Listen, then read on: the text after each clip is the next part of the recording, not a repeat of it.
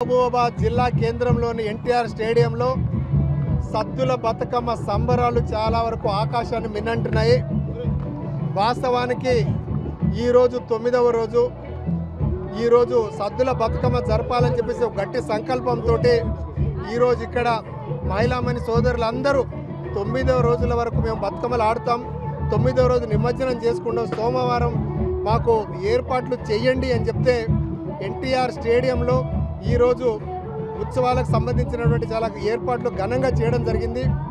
ఈరోజు మహిళామణి సోదరిమణులు భారీ సంఖ్యలో ఇక్కడ పాల్గొని సద్దుల బతుకమ్మను చాలా విజయవంతం చేసినటువంటి ప్రతి ఒక్క మహిళా ఆడపడుచుకు పేరు పేరున ధన్యవాదాలు, కృతజ్ఞతలు తెలియజేస్తూ ఈరోజు చాలా మంచిగా చక్కగా ఏర్పాట్లు కూడా జరిగినాయి.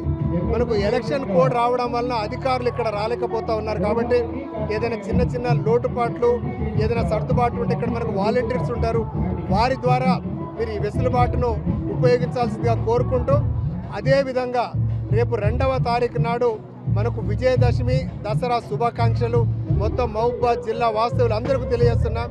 అదేవిధంగా సాయంత్రం 5 గంటలకు హనుమంతుని గడ్డ వద్ద మనకు రావణాసుర వధ ప్రతి సంవత్సరం లాగే ఈ సంవత్సరం కూడా రావణాసుర వధ జరుగుతుంది. కాబట్టి అందరూ భారీ సంఖ్యలో పాల్గొని హనుమంతుని గడ్డ వద్ద ఉన్నటువంటి రావణాసుర వధను విజయవంతం చేసుకోవాల్సిందిగా మహబూబాబాద్ పట్టణ వాస్తవులందరినీ కోరుతా ఉన్నా.